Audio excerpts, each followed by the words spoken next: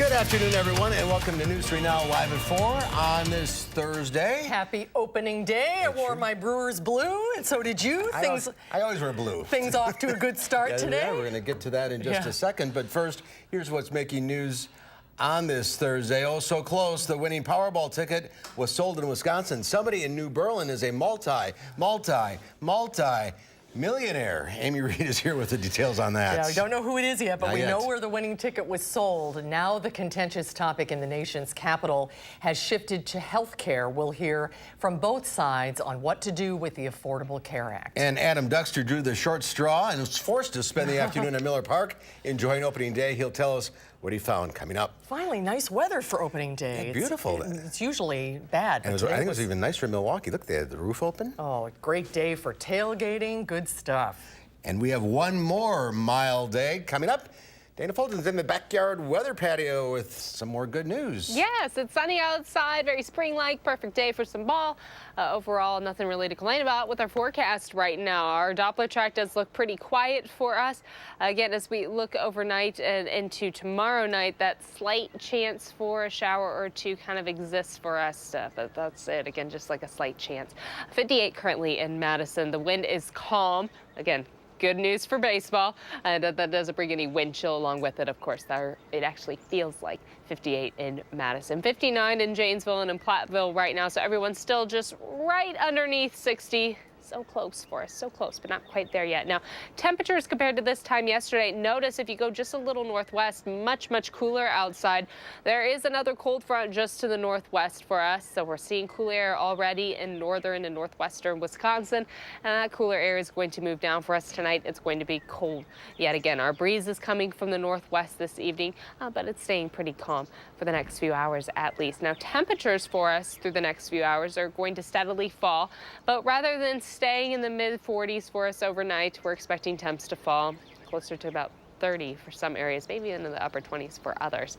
But we'll get a look at what's on your forecast for the rest of the weekend, into the weekend in just a few minutes. Right now, we do want to take a look at what's going on the roads. The Beltline seems to be okay. This is a look right at the Beltline on Park Street. Much of Dane County is fine, but we do have word of a fire actually along 94 eastbound near the exit to get onto 73. The left lane is still blocked on the eastbound side of the 94. Looking at the westbound side, we're not seeing any delays prior to that fire. But it does seem to have quite a bit of a delay there. Again, anybody trying to head eastbound on 94, plan on an extra long time on that route. The Beltline seems to be fine right now down towards Janesville, not seeing any major delays. If you are traveling from Verona to the Beltline, it'll be about 6 minutes, 8 minutes from Oregon to the Beltline, and 4 minutes from Springfield to University Avenue. From Janesville to the Beltline, 26 minutes, 18 from Sauk City to Middleton, and then from Sun Prairie to downtown, about a 15-minute commute for you this evening. So those all drive times all seem to be right where they should be for this time. The Cardinals sound very happy out there. They are. They do. They're being very chatty right now. All right, we'll see you in a few minutes. Thank you, Dana. Thank you, Dana. First at 4, someone in Wisconsin just got a lot richer. The winning ticket for the Powerball jackpot last night was sold at a speedway in New Berlin. Amy Reed joins us now to show us what this means for the entire state. Amy? Right, this ticket is worth more than $768 million. The winner can choose if they want to take it in payments or get the whole thing in cash, though they do lose about $300 million if they choose that. In addition to this one person, the store that sold the ticket, the Speedway on Beloit Road in New Berlin, gets $100,000. Plus, it provides some property tax relief to Wisconsin residents and puts $38 million in the Wisconsin Department of Revenue bank. As for who the lucky winner is, well, we don't know. We don't know who the winner is yet, but we certainly do congratulate them. We ask them to please sign your ticket. That is the most important thing that they can do right now. Please sign your ticket. Take ownership of that ticket. Get your affairs in order. You have 180 days to claim your ticket here in Madison, so we certainly look forward to meeting you.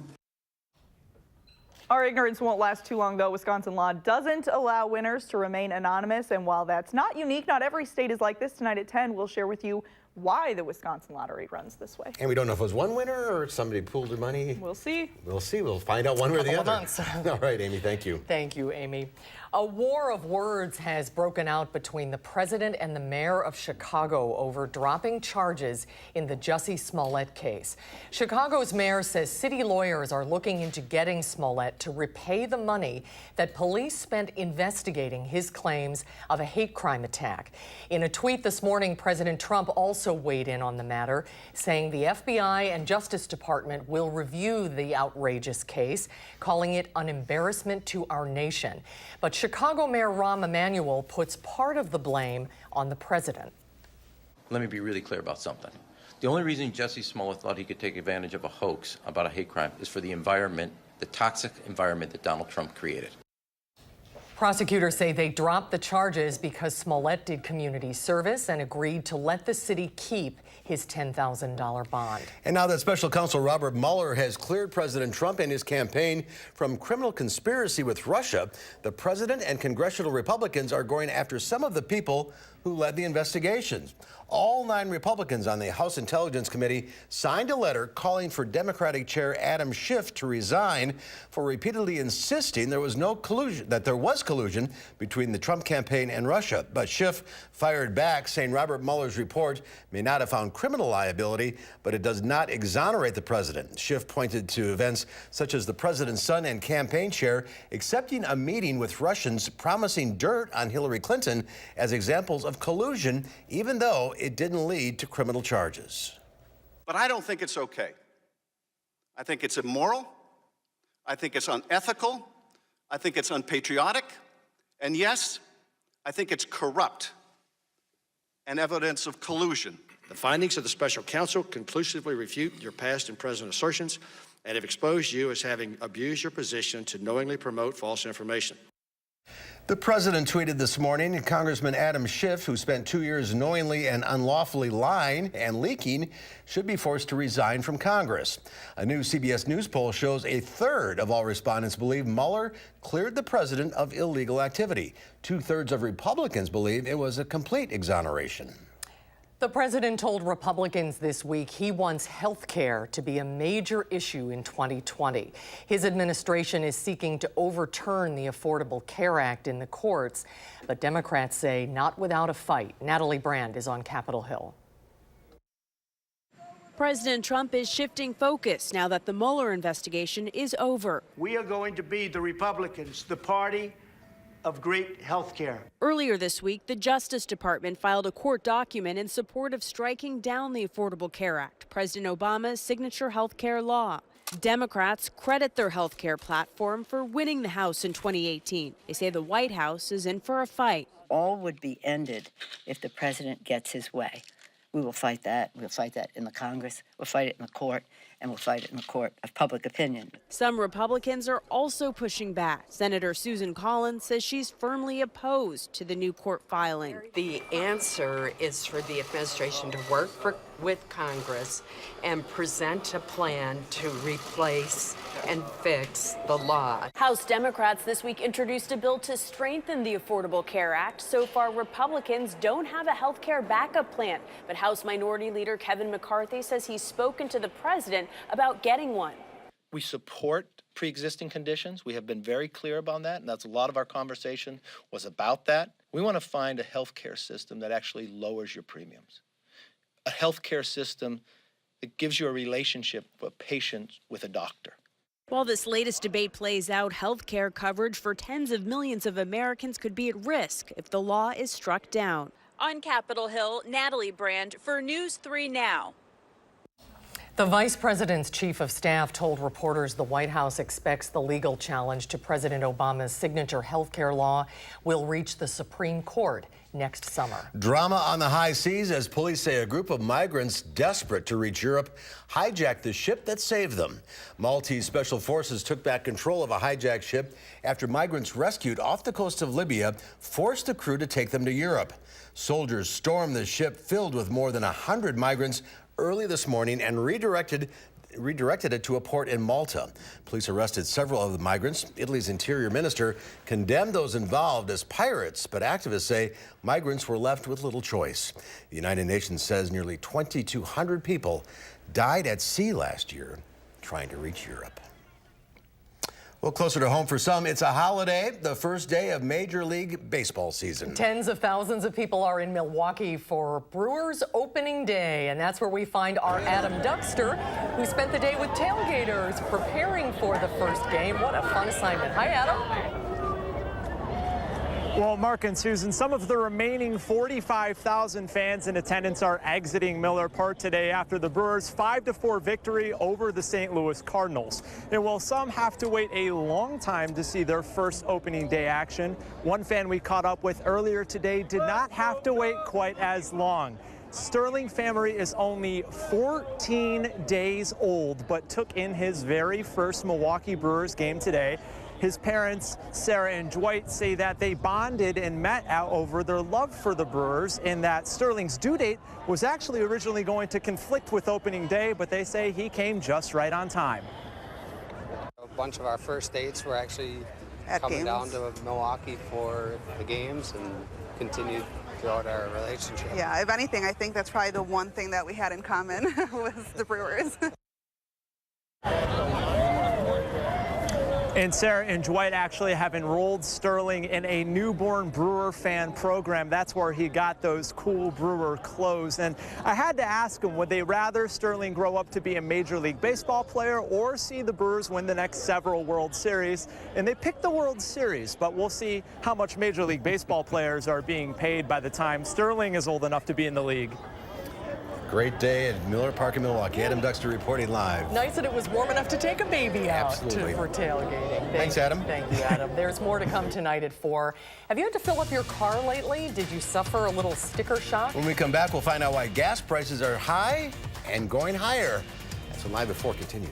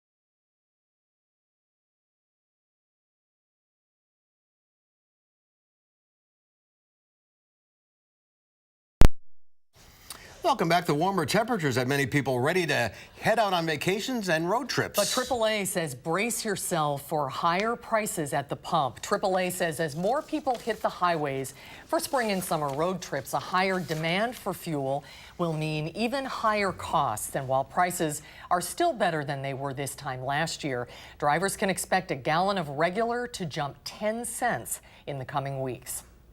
If you're on the West Coast, you could see it increase a little bit more, but more states in the southern part of the country will definitely see that 10-cent increase. And the news doesn't get much better. Gas prices could go even higher in late May. Airline passengers across 2 continents were stranded today when Icelandic budget airline WOW stopped operations. The airline posted a statement on its website telling passengers that there would be no further flights and advised them to check flights with other airlines for ways to reach their destinations. WOW grounded at least 6 planes in North America that were set to leave late Wednesday from Montreal, Toronto, Boston, Detroit, New York, and Baltimore. That's a nightmare. Stocks were up on Wall Street as optimism rises over foreign trade. The Dow Industrials gained 91 points, closing at 25,717. The NASDAQ Composite Index added 25, and the S&P 500 was up 10. Well, a nationwide measles outbreak has doctors in Wisconsin monitoring the situation closely. The Wisconsin Department of Health Services says there have been no measles cases in Wisconsin since 2014. However, there are ongoing cases in neighboring states, like in Illinois. Dr. Joe McBride is an infectious disease physician at UW Health. Welcome back to Live at 4. Good to see you. Yeah, thank you. Thanks for having me. So the latest report from the CDC said 314 cases in 15 states. Yeah. How concerned are you about the situation, especially how it relates to us? Sure. I think that there is an appropriate level of concern in the CDC, in the medical communities, and the lay population itself. We have low vaccine coverage in a lot of small areas throughout our country. And if one of these pockets were to get infected, then the measles epidemic could spread to them. So people are afraid of the vaccine or consequences of it. Sure, yeah. So there is a lot of concern about MMR vaccines and in vaccines in general. These have been refuted on many occasions. Vaccines are not perfect, meaning there are side effects, and physicians should always have conversations about who's the appropriate candidate for vaccines, what these side effects are, but far and away, recommendations are strong and very clear that the vast majority of people would benefit from vaccination. And can you get a vaccination at any time in your life, or is there a window that you have to observe? Yeah, great question. So measles, mumps, and rubella are together, and they're the MMR vaccine. Generally, the recommendations are anybody above the age of 12 months who do not have a contraindication, which are things like immunosuppression or immunodeficiencies, or pregnant women should receive this type of vaccination.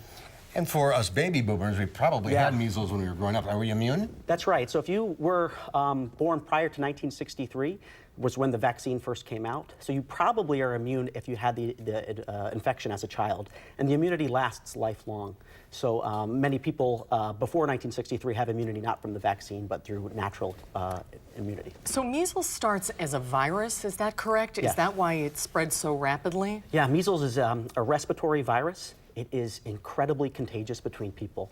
In the 1990s, there was a really famous case of an outbreak involving the Special Olympics in Minneapolis. In the Metrodome, where the Vikings used to play, during the Special Olympics, one of the participants had measles. And several of the other participants in the Metrodome had infections. But even people who were sitting in the upper deck, who had no contact with the participants themselves, other than being inside the Metrodome, came down with the virus. So it was an incredibly contagious. So think of that next time you might be in a supermarket or somewhere else. And this is why vaccination and immunity is so important, because you might try to do everything you can to avoid sick people. But if you're in the Metrodome or on a bus or at an airport, it's possible. How severe is this illness? Yeah, it's about the estimations for fatalities, which is something always is concerned about, is about 1 to 3 per 1,000 people who have the infection. That's a lot. It is a lot, especially when you think of it on a great scale, like an entire country or entire world. So World Health Organization estimates about 750,000 deaths are due to measles worldwide. And then there's all the complications of hospital stays and secondary bacterial infections. And these add not only to medical expense, but also to morbidity and mortality. What about the situation going on in New York? Right. Where they're not allowing unvaccinated teenagers to go into public spaces, which sort of speaks to the spread concern. That's right. This is really an unprecedented public health measure in order to limit the transmission between susceptible hosts. The idea is, just like we talked about with the Metrodome, is that even if you say unvaccinated people maybe don't go to school or maybe don't go in contact with immune-compromised people, that might not be enough. So they're really going things really aggressively in order to limit potential exposures and halt this outbreak. And there's no season to it. It's not like the flu. So generally, it's more transmitted during the winter months. They think its humidity has something to do with it, but you're right, it can be all year round. And it is so preventable. Just get a shot. It's preventable, yeah, vaccinations. Doctor, thanks for being with us. Very interesting. Thanks for Great having to me. see you, Dr. Yep, McBride. have a Thank great you. day. We'll be right back. You're watching News 3 Now, live at 4.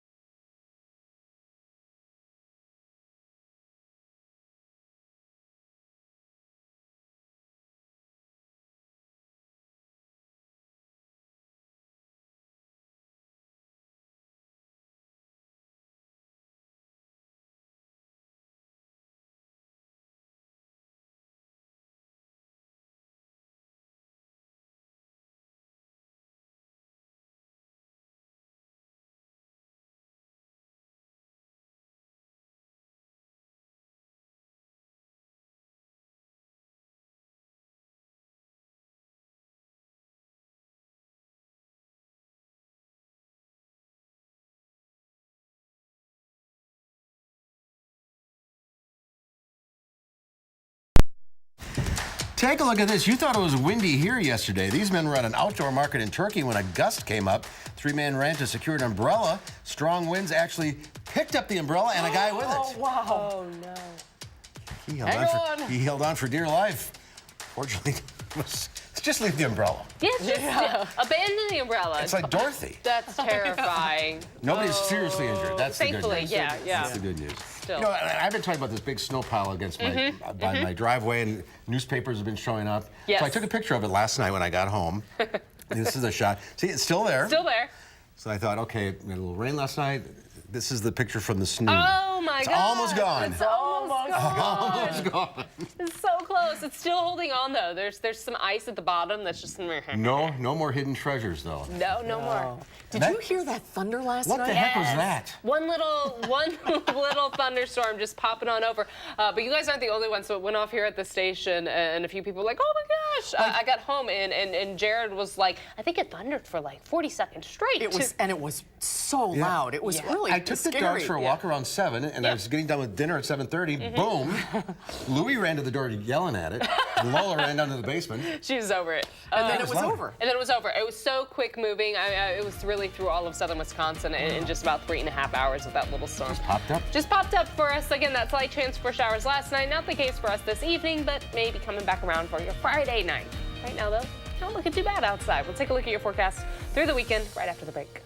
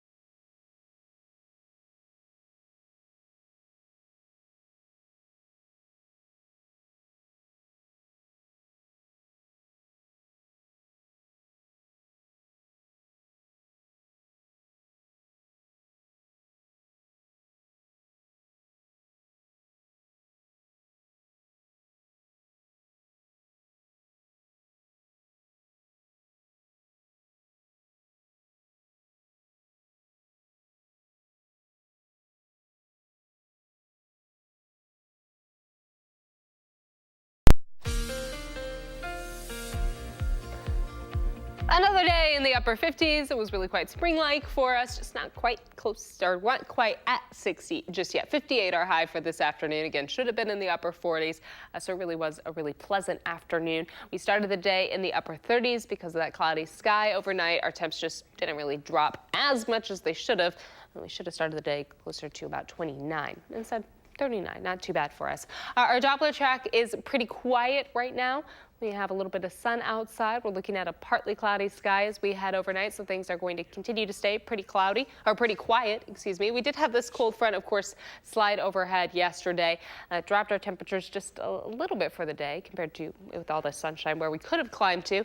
And that front, of course, did bring just a few little showers popping up last night. That slight chance for showers coming through early in the evening for Madison and brought a little thunder along with it. Now, the second front up to our north may bring some cooler air also for the end of the week. But we're looking at a lot of moisture sliding south of us, really that area of low pressure over Kansas as it slides east. and that'll be bringing a little more moisture to us again to the south. Temperature-wise, though, compared to 24 hours ago, it is quite a bit cooler. Southern Wisconsin pretty close to what we saw 24 hours ago, but the further northwest you go, again with that cold front draped just south of Minneapolis, they've dropped about 12 degrees in the last 24 hours, and we are expecting a drop as we head into our Friday, but mostly for the weekend, for Saturday and Sunday. So overnight, we are going to be partly cloudy. Much of the rain is going to stay to the south, but we aren't going to rule out the chance as we head into Friday evening to see some of that rain creep up just a little bit. Friday, we'll see partly sunny skies in the morning and then some clouds building in later on in the day. A slight chance overnight for some showers. We may even see a snowflake or two mix in with that rain as it does stay to the south. Not expecting any accumulating snowfall, but a snowflake or two might mix in for us. Saturday, we'll see our skies clear up and be sunny, and then by Sunday, really clear and sunny throughout the Midwest. It should be a really nice weekend for us, or at least into Saturday and for all of Sunday. Temperature-wise, it'll be a little cool, but sunshine-wise, not too bad outside. So a little closer look to home here. Partly cloudy overnight. Temperatures will fall for us close to about 30 degrees early in the morning to start off your Friday.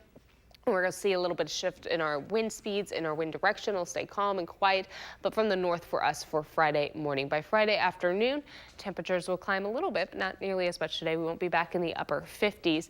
For Saturday morning, again, it's going to be in the middle 30s. We have that slight chance for a snowflake or two early in the morning on Saturday, but then sunshine throughout the afternoon. Temperatures will be in the low 40s. So it'll fall below average rather than being nice and close to average, if not above average, which is where we've been for the last few days. A little bit of a chance for that moisture in Janesville and in Monroe, but most of that rain chance is really going to stay to the south. And that's all the way through this event coming through on Friday and into Saturday morning. Overnight low temperatures tonight landing at about 33 in Madison with that partly cloudy sky. So it is going to be just a little bit colder than what we saw early this morning. Our breeze coming from the northeast about 5 to 10 miles per hour. We aren't expecting any strong wind gusts for us overnight or heading into your Friday morning. Friday, plan on a high of about 52, partly sunny in the morning, and then the clouds building on in for us in the evening. And we may see those slight chances for some sprinkles and maybe a little snowflakes mixed in early for Saturday morning. Saturday and Sunday will be just a little cooler in the low 40s for us both days, and we are expecting sunshine for all of your Sunday and Monday. Temperatures will steadily climb back up though as we head to the middle of next week, and we are hoping to get a little closer to 60 again by Wednesday. I think spring might be here. What do you think? I would say so. It's getting there, or at least feels like it finally outside. All right, Dana, thank you. It is the weekend in the 608. It's almost here, and here with a look at what's going on around town this weekend is Emmy Fink. You look great in your jersey. I like that. You know, it doesn't really. You can't button it, though. No, I'm letting it all hang out here. But I am happy that they pulled off that win, especially against the Cardinals, because they are just always just a tough team. I agree. Here we go. Especially to open with. One down. Yeah, that's right. So let's start the weekend with a little music, shall we? I like that. So how relaxing does this sound? I think I'm going to go do that because I think it could actually maybe put me into labor. 90 minutes of National Geographic caliber nature footage shown as the soaring soundtrack is played live by Madison Symphony Orchestra. Oh my gosh. That sounds Symphony great. For Our World. It's at Overture Hall Saturday night at 8 o'clock, and it's going to explore the natural world's oceans, coastlines, mountains, skies. And then I mean, just sit back and take it all in. Yeah, that National Geographic photography is spectacular. It's unbelievable. So Pretty cool. All right, got a big band coming to town here. Big name band. Big enough that you know. I At don't. the commercial break, So this was shocking that I knew it and you didn't, because you are very knowledgeable about music. So I was surprised about that. Okay, go ahead. All right, I'm sorry to throw you under the bus. The British folk rock band Mumford & Sons, they're going to take over the Kohl Center Saturday night. I will wait for you. You know that song, right? No, I've never heard it. No. I just called it up on the YouTube. I've never heard it. On the YouTube. He did, and he doesn't know it. The band has had a string of hits. They actually won a Grammy Award for Album of the Year back in 2013, and now they're touring to support their newest album, Delta. So if you, they play at the Kohl Center, but there's only a few tickets left. You either have to, kind of come to the table with some dough, or be way in the back. Or you can head Sunday night to Pfizer Forum in Milwaukee if you're willing to make a little trip. I should know them. They're Grammy Award winning. So right, now exactly. I'll do a little research. You know, every day it's just about learning something every day. One thing a day, you know. That's good. That's a good day. There you go. Okay, how about some laughs at the comedy club? Well, some people are just true entertainers, much like this guy that you're going to see. So, comedian and actor Tone Bell. You've seen him on many TV sitcoms, most recently as a regular cast member of The Fam, a CBS comedy right here. This weekend, he's going to keep his stand-up comedy routine very sharp by playing 2 nights at the Comedy on State. So you can catch him live on stage, 4 different shows, Saturday night, Friday and Saturday night, 8 o'clock, and then that late one at 10:30. Now here I know him. Yeah, all right. Okay. See, I had to look him up.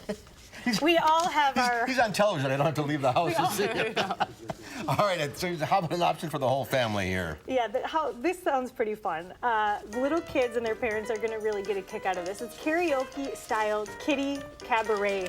It's Boogieing for Bernie's, and it's led by local musician and choir teacher at the High Noon Saloon, and that takes place on Sunday, so it's a great time of the weekend. The kiddos will be able to sing songs of their choosing. They'll get their face painted. There's a photo booth, and it's all a fundraiser for Bernie's Place, which is a child care center.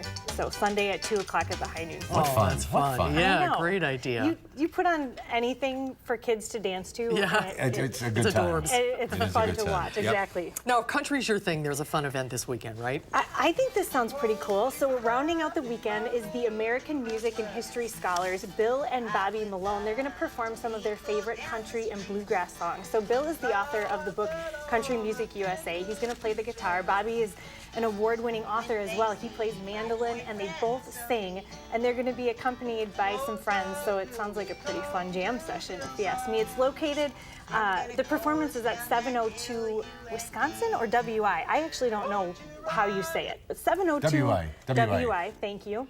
And it's a performance gallery space on East Johnson Street, so that's Sunday at 4:30. Good way to end the weekend. Yeah, why not? Lots of music.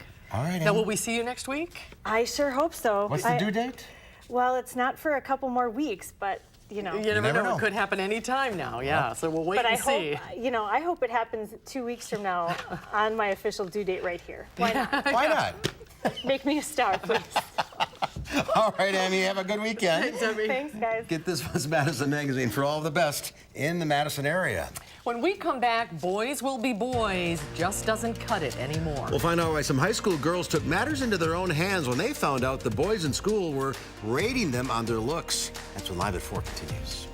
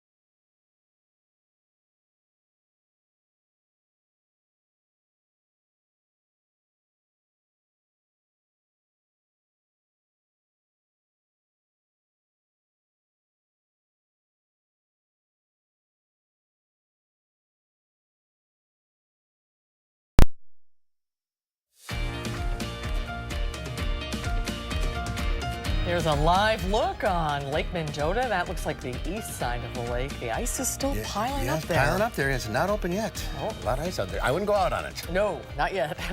Some male students at a Maryland high school made a list ranking their female classmates according to their looks. But when those young women learned about it, they decided boys will be boys is no longer an acceptable excuse. Michelle Miller reports.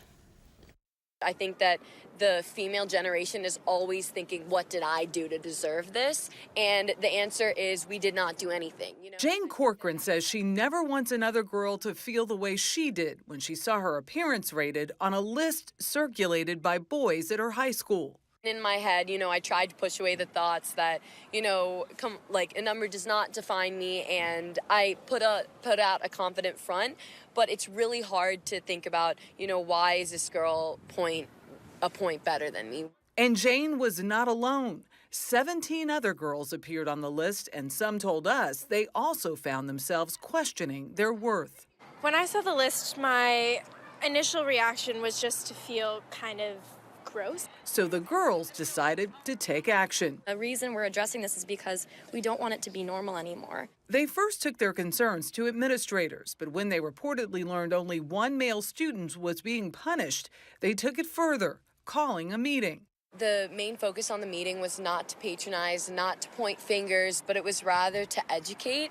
The girls say more than 70 students showed up, including some of the boys who created and circulated the list. A lot of girls shared their personal experiences with the list and how it made them feel, and also experiences with misogyny and degradation and objectification and sexual harassment. Now the girls are hosting similar co-ed meetings regularly. Next week, they'll have an event on toxic masculinity and sexual violence. They've also spoken with younger students, hoping to set a precedent. Is it hurtful to see your name on a list with your classmates with a number next to it? Of course it's hurtful. But I think what is more powerful is what we've done with our hurt. Michelle Miller, CBS News, New York. And the school's principal told CBS News that she's proud the students worked together to move forward from this incident. Hopefully this is a teachable moment. Yes, When absolutely. you know better, you do better. And speaking of girl power, Wisconsin is on top of the world of hockey right now. The Badger women's hockey team took home their 5th NCAA national title last weekend. 2 of the captains of the team join us in the studio. That's a nice looking trophy. It is a nice trophy. That's what Live at 4 continues.